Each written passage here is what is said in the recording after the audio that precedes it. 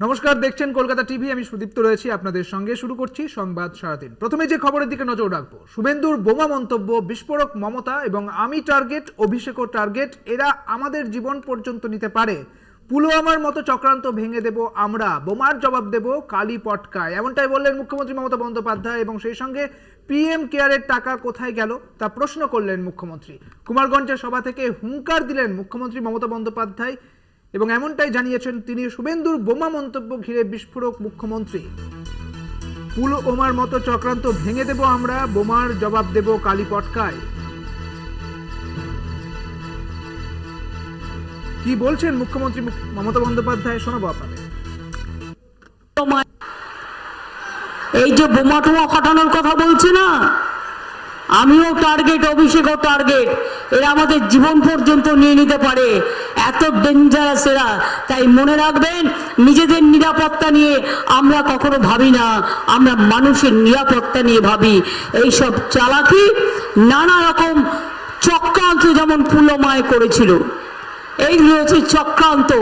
এই চক্রান্ত ভেঙে দেবই আমরা, মনে রাখবেন।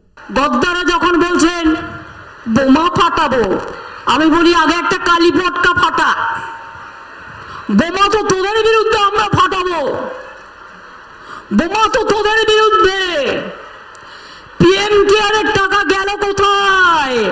গদ্দার জবাব দাও, বিজেপি জবাব দাও। কালো টাকা দেশে নিয়ে আসবে বলেছিলে, গেল কোথায়? জবাব দাও। সবাইকে অ্যাকাউন্টে 15 লাখ টাকা করে দেবে বলেছিলে, কেউ পেয়েছেন? মুখ্যমন্ত্রী মমতা বন্দ্যোপাধ্যায় তিনি একেবারে বিস্ফোরক মন্তব্য করলেন। মুখ্যমন্ত্রী মমতা বন্দ্যোপাধ্যায় তিনি বলছেন যে আমি টার্গেট, অভিষেকও টার্গেট, এরা আমাদের জীবন পর্যন্ত নিতে পারে।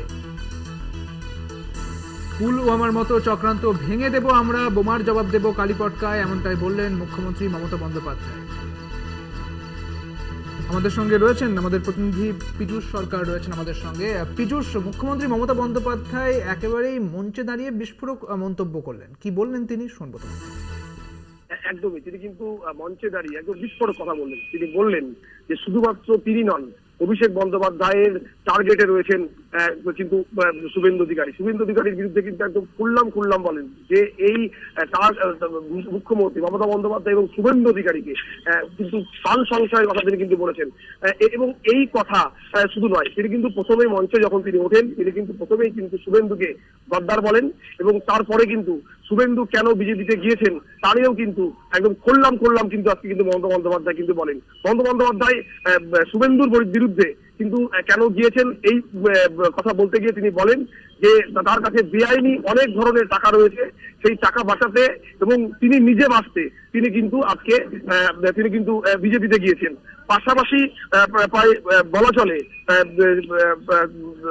চলে যে শুভেন্দুকে উদ্দেশ্য করে তিনি কিন্তু বলেন যে শুভেন্দু আগামীকাল মালদা জেলায় যে সভা করে তিনি বোমা ফাটানোর কথা বলেছিলেন, সেই বোমা তিনি মুখ্যমন্ত্রী বলছেন যে এই বোমা সিএম কে এবং অভিষেক বন্দ্যোপাধ্যায়কে কোনো সময় অ্যাটাক হতে পারে, এরকমই কিন্তু তিনি আশঙ্কা করছেন। শুভ।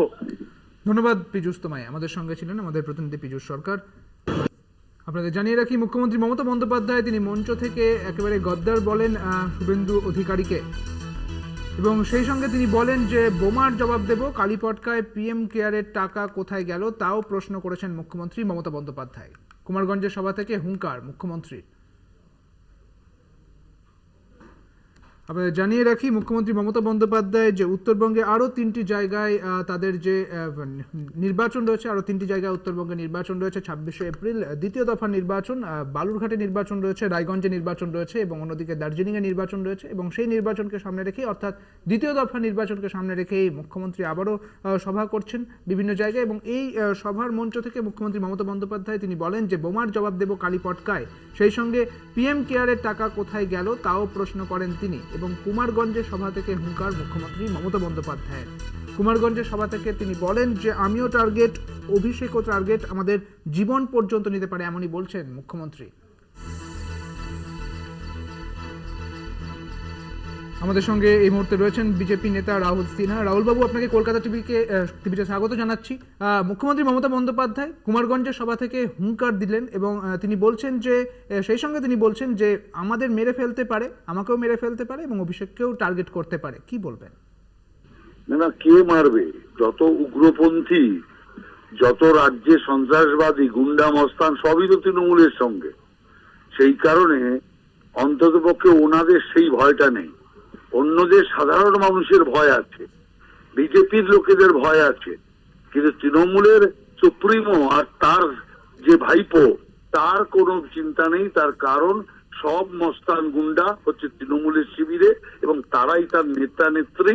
অতএব তাদের কোনো চিন্তার কোনো কারণ। পাশাপাশি আরো একটি দাবি রাখলেন তিনি। ধন্যবাদ রাহুল সিনহাকে। আপনাদের জানিয়ে রাখি, এই মুহূর্তে যে খবরের দিকে আমরা চোখ রেখেছি সেখানে মুখ্যমন্ত্রী মমতা বন্দ্যোপাধ্যায় তিনি সভা মঞ্চ থেকে বলছেন যে পিএম কেয়ারের টাকা কোথায় গেল। আপনার আরেকবার শোনাবো মুখ্যমন্ত্রী মমতা বন্দ্যোপাধ্যায় তিনি ঠিক কি বলেছেন।